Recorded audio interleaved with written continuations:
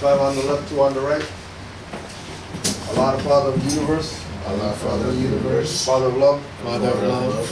Truth, peace, freedom, and justice. Allah is my protector. Allah is my protector. My guide. And my salvation. By night. And by day. To His holy prophet.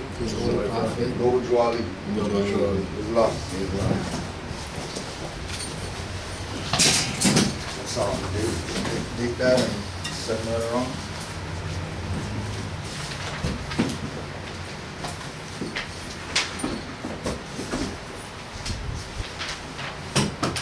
Warning from the Prophet to be read in every meeting. I hereby inform all members that they must put an end to all radical and agitating speeches while on their jobs, homes, or on the public streets. We advocate peace and not destruction.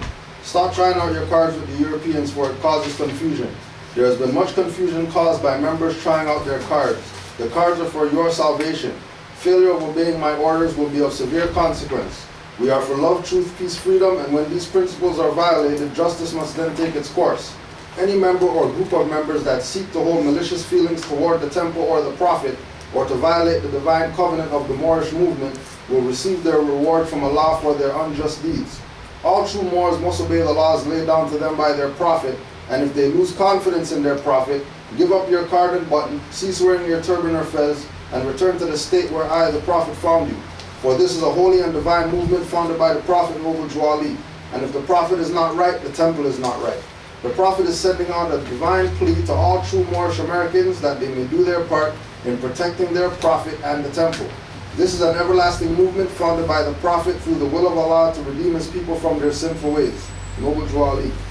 To the members of the Moorish Science Temple of America. Islam. These are the instructions from your Prophet Noble Juali.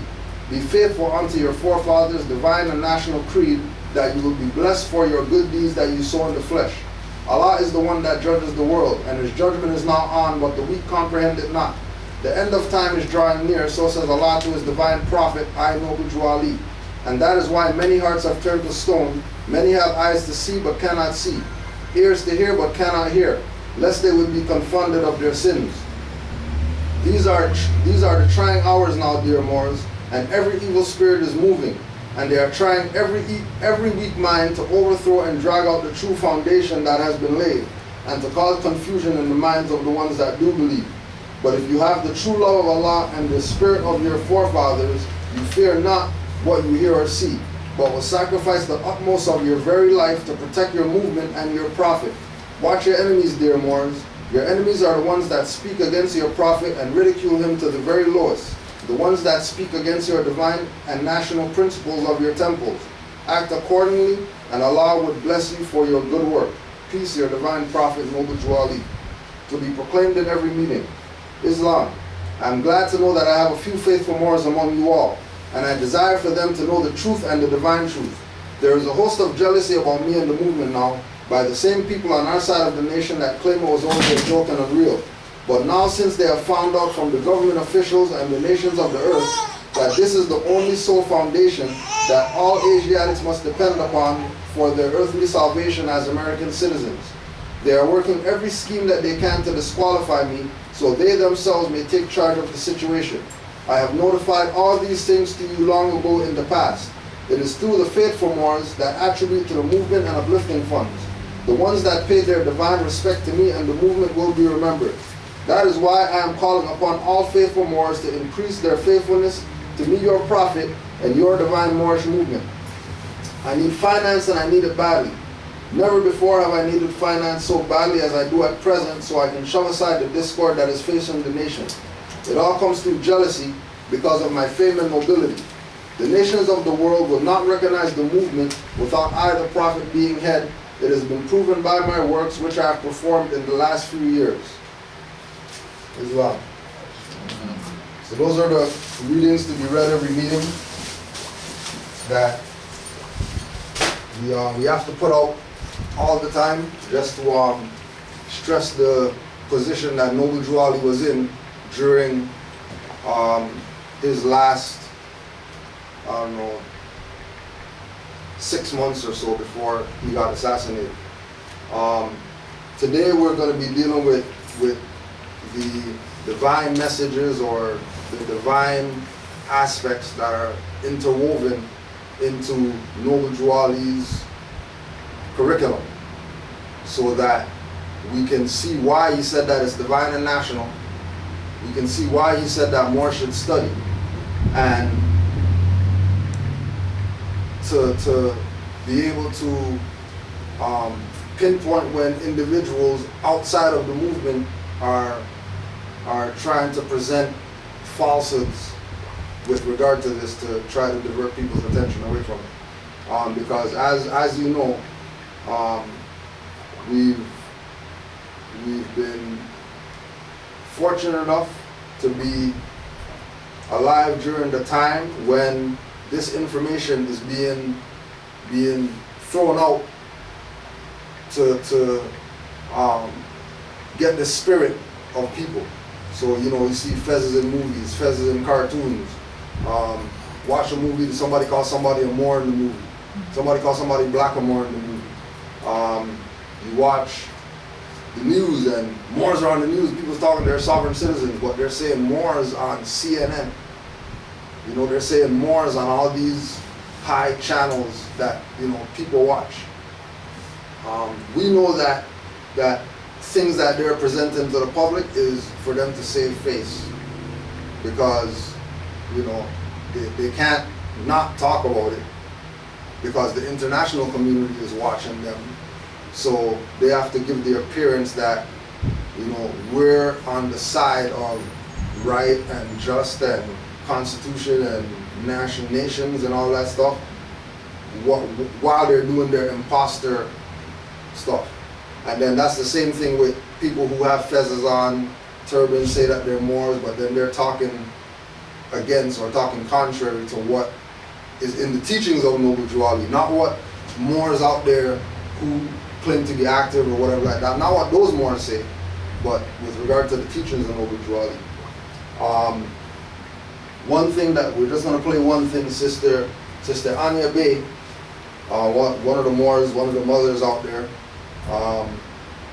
she was doing some research on locks.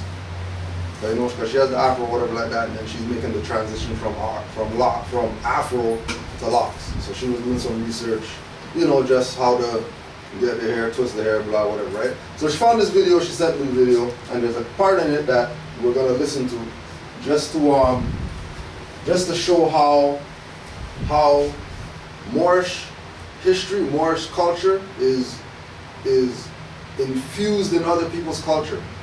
And then our people receive it, are part of it, but they just play it off like, you know, it's just whatever information, not recognizing that the impact that the Moors had historically is still relevant and will continue to be relevant after you hear what's presented here.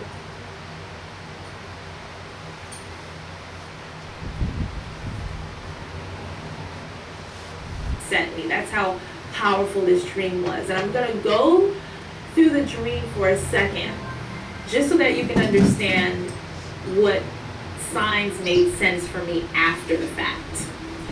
So I had a dream.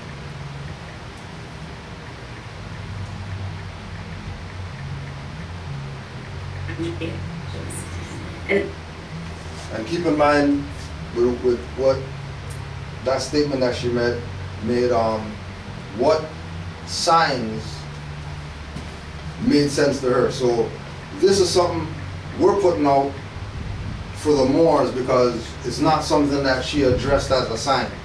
It was just information, you know what I mean, that she knew, and she was just talking about her dream.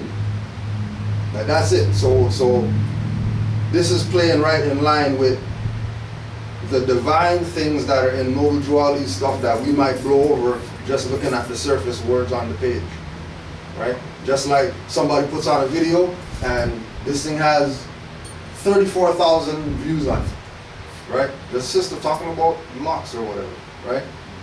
Or the name of the video is Jesus Wasn't a Part of My Plan.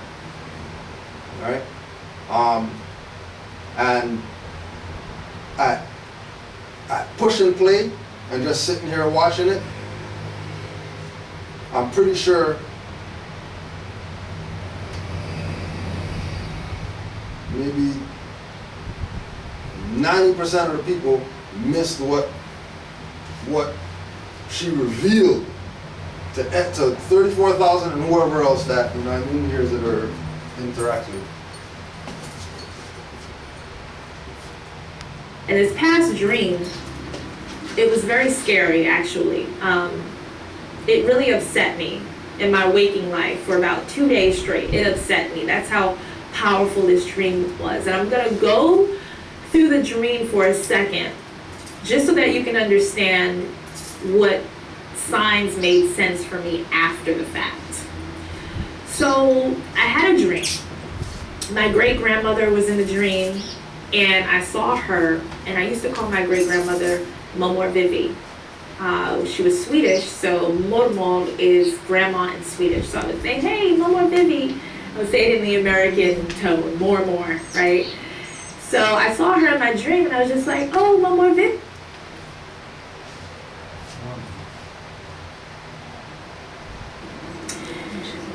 Then I had this very, very interesting dream. My mother comes into my dreams a lot. Well, she has before. And there's always a strong message attached to her image in my dreams. And this past dream, it was very scary, actually. It really upset me in my waking life for about 2 days straight. It upset me. That's how powerful this dream was. And I'm going to go through the dream for a second, just so that you can understand what signs made sense for me after the fact. So I had a dream. My great-grandmother was in the dream, and I saw her, and I used to call my great-grandmother Momor Vivi. She was Swedish, so mormor is grandma in Swedish. So I would say, hey, Momor Vivi. I would say it in the American tone, mormor, right?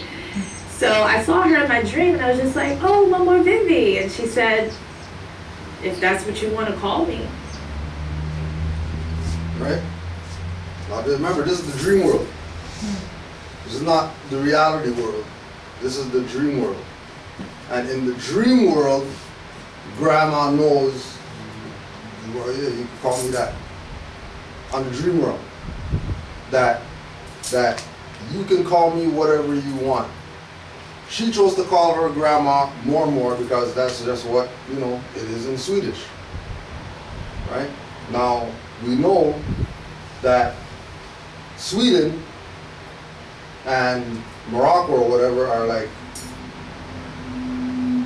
so how did this, in their language, end up being the name of the matriarchal position of the household or of the family is identified as Moor, right?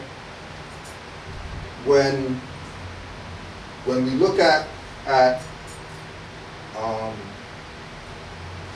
the history of the world, everybody in the world has interacted at some type of time with quote-unquote Africans, black people or whatever. Everybody, no matter how they look like, they've had some type of interaction with dark-skinned people. And their interaction with dark-skinned people is never of, like historically, it's never from a negative or whatever perspective. It's always from honorable position of, you know, recognizing the things that were done on behalf of humanity by these people called Moors, right? And everybody's history documents it.